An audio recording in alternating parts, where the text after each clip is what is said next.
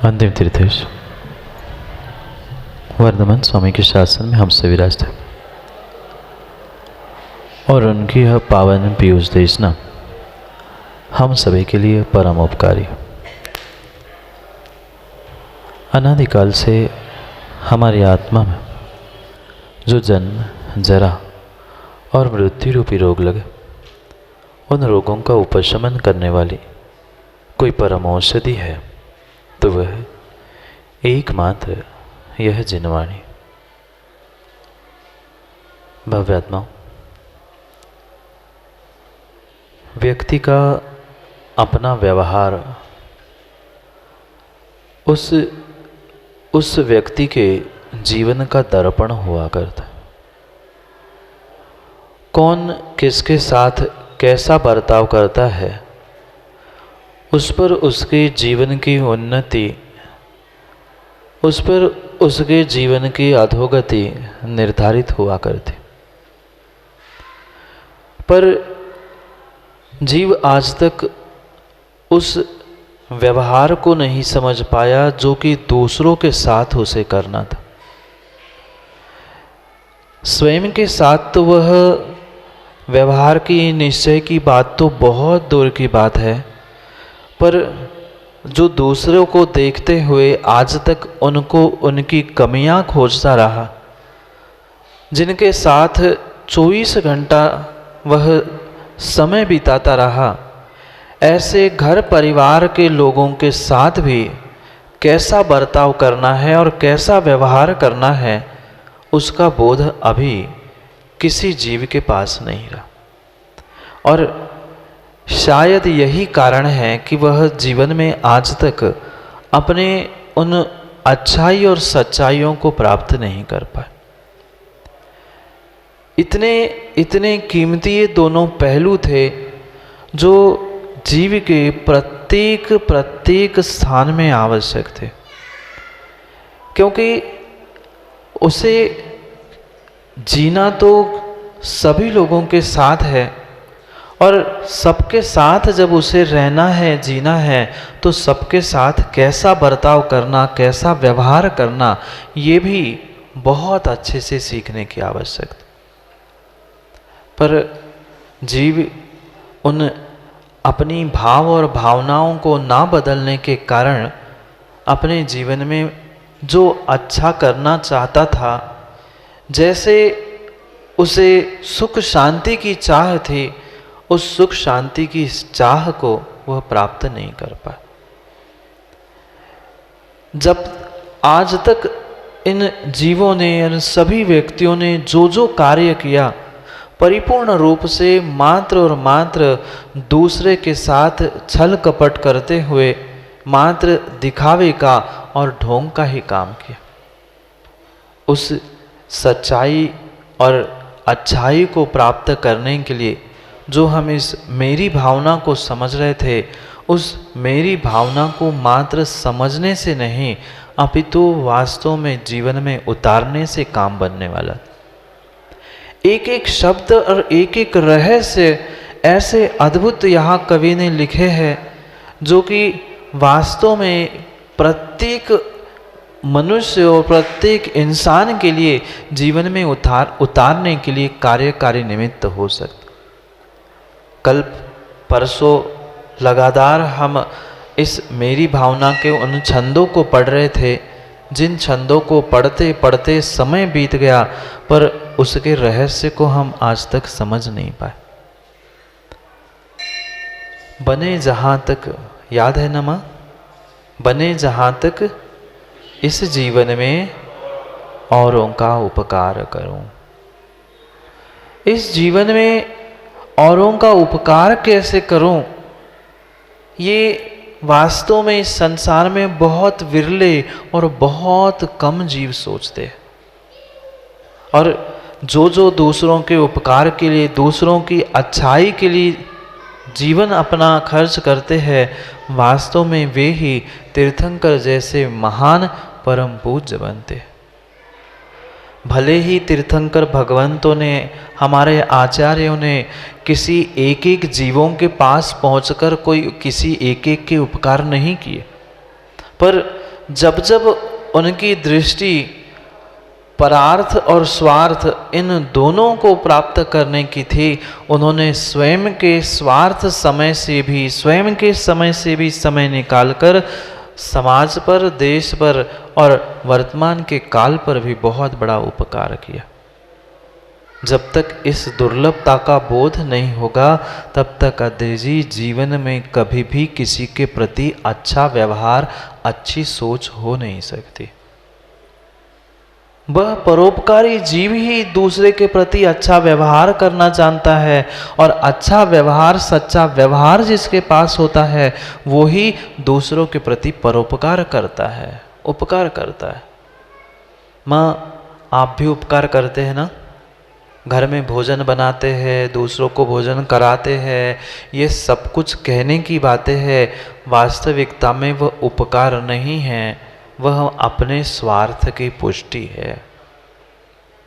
जहाँ स्वार्थ सत्ता है, जहाँ अपना काम होता है, वहाँ व्यक्ति, हर कोई व्यक्ति सब कुछ लुटाने के लिए, सब कुछ देने के लिए तैयार होता है। पर अगर उस कार्य के पीछे वास्तव में क्या किसी का उपकार हो रहा है, ये भाव जीव आज तक नहीं समझ पाए। और जो आगम में हमारे पूर्वाचार्यों ने, तीर्थंकर भगवंतों ने अगर सर्वश्रेष्ठ कार्य किसी को कहा है, तो दूसरों के उपकारों को कहा है। क्योंकि सोनू भाई, स्वार्थ के लिए तो हर कोई जीता है। अपने रोटी, कपड़ा, मकान, धन दौलत, इसके लिए तो हर कोई कार्य करता है। पर जो आवश्यक, जो ज़रूरतमंद थे, उनके प्रति, जो दीन दुखी थे, गरीब थे, जिनको आवश्यकता थी, उन पर कितनों ने उपकार किया। वास्तविकता में सच्चा दान भी वही है जो स्वयं का और दूसरों का उपकार करना जानता है। स्वस्यति सर्वभूतानां, स्वयं का और दूसरों का उपकार जहाँ होता है, वही सच्चा दान होता है। वह स्वयं का उपकार कैसे? चौधरी जी पूछ सकते हैं कि महाराज जी, मैंने तो पैसे जो इकट्ठे किए थे वो दान दिए, वह मेरा उपकार कैसे हुआ?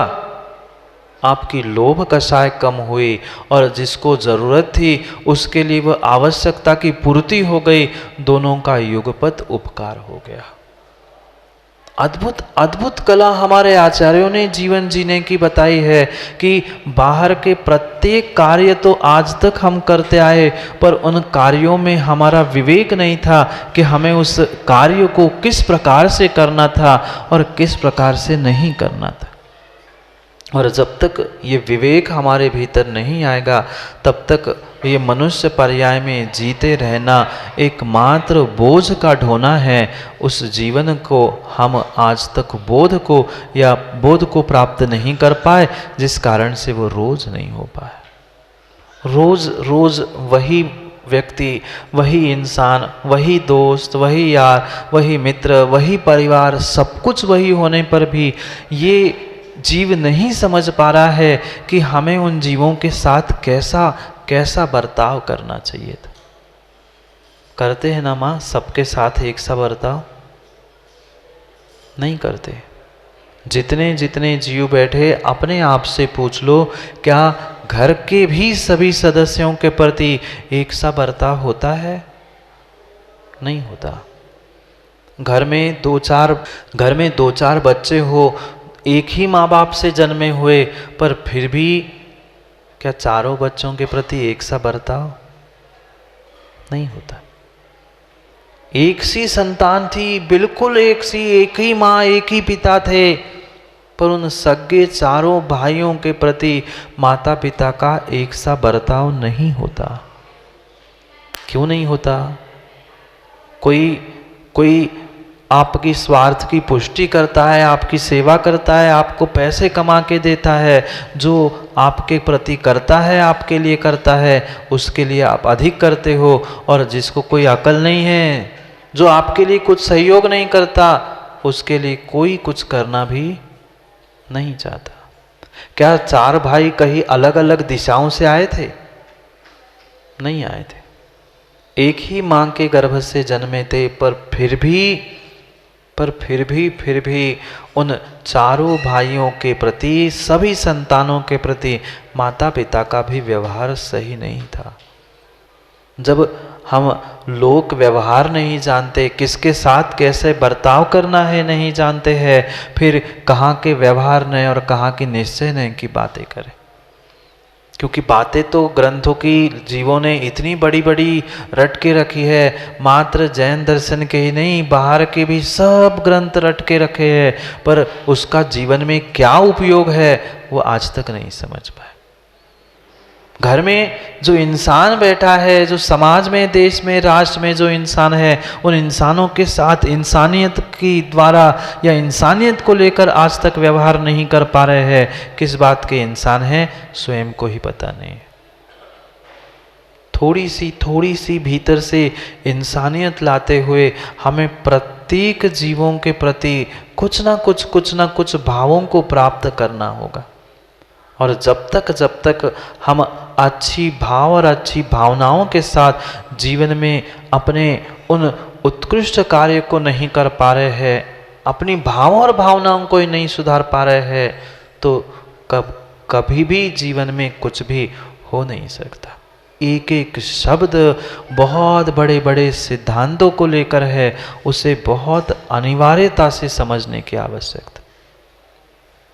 कोई ऐसा जीव वर्तमान में है ही नहीं है जिसने इस मेरी भावना को पढ़ने के बाद उसमें से एकाध शब्द को, एकाध पंक्ति को उतारने का प्रयास किया। नहीं कर पाए। जहाँ स्वार्थ दिखता है वहाँ हमें इंसान दिखता है, जहाँ स्वार्थ दिखता है वही हमें देवशास्त्र गुरु दिखते हैं, वही हमें मित्र परिवार सब जन दिखते हैं, जब तक हमारी स्वार्थ की पुष्टि हो रही है।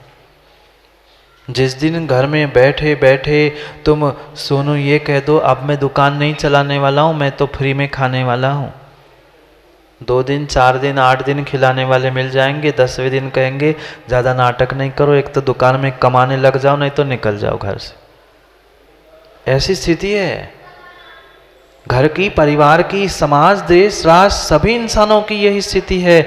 जब तक तुम उसकी स्वार्थ की पुष्टि कर रहे हो, उनके राग द्वेष की पुष्टि कर रहे हो, तब तक वो तुम्हारे लिए 10 बार कहेंगे कि भानु बेटा आए नहीं घर में। और जिस दिन जिस समय तुम उनके स्वार्थ की पुष्टि करना बंद कर दोगे, वे फिर कुछ दिन बाद कह ही देंगे हाँ भैया कर तो जाओ। ये स्वार्थ का भरा संसार है, स्वार्थ से भरा हुआ संसार है। जीवों ने आज तक ये कला ही नहीं समझी कि ये कितना बहुमूल्य जीवन था, कि हमें अपने जीवन के लिए दूसरों के साथ कैसा बर्ताव करना है, किसको कितना महत्व देना है, किसको क्या करना है, ये निर्णय स्वयं से करना होगा। फिर क्या करे, समय बदल गया है, समय बदल गया है। आज इतना पागल इंसान हो गया है, मात्र और मात्र उन मशीन, जितनी मशीन है आज देखो ना, जितने मित्र भी बैठते हैं, कहीं परिवार में भी बैठते हैं, तो माँ एक साथ कितने लोग बैठते हैं, भोजन करने कभी एक साथ नहीं बैठेंगे, पर टीवी के सामने, बोलो ना, टीवी के सामने मोबाइल लेके, अपना अपना मोबाइल, अपने टीवी, सबने अपने अपने उस मशीन के सामने तो घंटों घंटों बैठते हैं, पर घंटों घंटों परिवार के साथ बैठकर कभी चर्चा, कभी बातें, कुछ नहीं बचा। क्योंकि आज के इंसान को मशीन से अधिक प्यार है इंसानों की अपेक्षा। त्रियंशों को अधिक प्यार, त्रियंशों से अधिक प्यार है। मैं तो देखता हूँ और आश्चर्यचकित होता हूँ, घर में पिता को तो पानी नहीं पिला रहे हैं और सुबह साकल लेकर, आप लोगों ने नहीं देखा क्या, सुबह सुबह साकल लेकर उस कुत्ते के पीछे दौड़ रहे हैं, उसको 2 नंबर कराने के लिए, उसे सैर कराने के लिए घुमा रहे हैं। घर में जो पिता बीमार पड़ा है उसकी दवाई करने के लिए, खर्चे के लिए पैसे नहीं है, पर उस कुत्ते को इंजेक्शन लगाने के लिए डॉक्टर के पास घूम रहे हैं। क्या परिणति और कैसा व्यवहार हो चुका है जीवों का। वह मशीन से, त्रियंशों से तो प्रेम कर रहा है, पर इंसानों से प्रेम करने की बात वो नहीं समझ पा रहा, क्योंकि प्रतिपल प्रति समय वह दूसरों की परीक्षा करने के लिए बैठा है।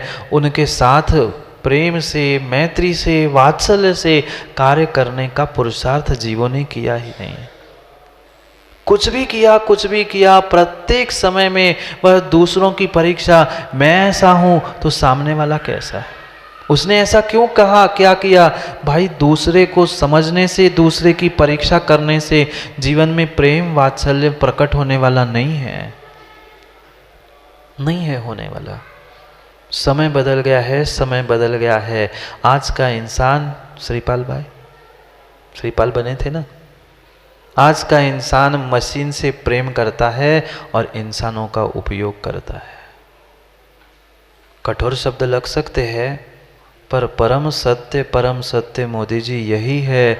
आज का इंसान इंसानों का तो उपयोग करता है और उन वस्तुओं से प्रेम करता है।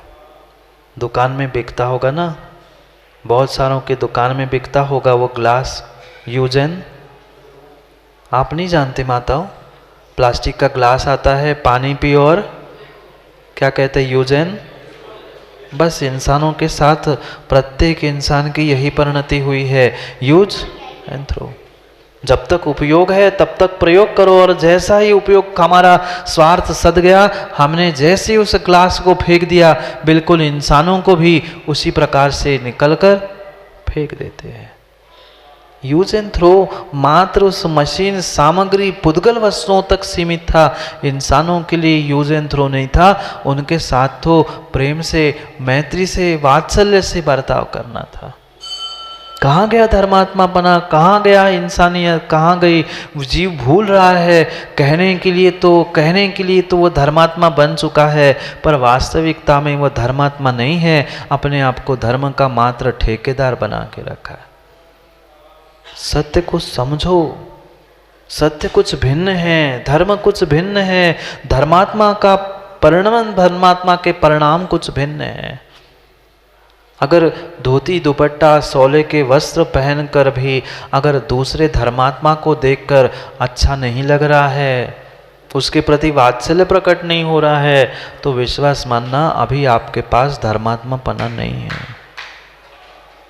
नहीं है, अभी आप धर्मात्मा बने ही नहीं हो, क्योंकि वहां भी धर्म के स्थान पे भी अगर हमें स्वार्थ दिख रहा है और स्वार्थ से भरी ही हमारी परिणति चल रही है, तो कभी भी हम जीवन में सुखी होने वाले नहीं हैं। नहीं है। जीवन के ऐसे अद्भुत 4 आधार स्तंभ यहाँ अगले छंद में समझा रहे हैं कि जो हमें जीवन जीने की, जीवन में किसके साथ कैसा व्यवहार करना है, उसकी कला सिखाने वाले। सब कुछ सीख लिया, सब कुछ सीख लिया। माँ भोजन बनाते आप लोग? बोलो ना, मौन है क्या आज? नहीं बनाते?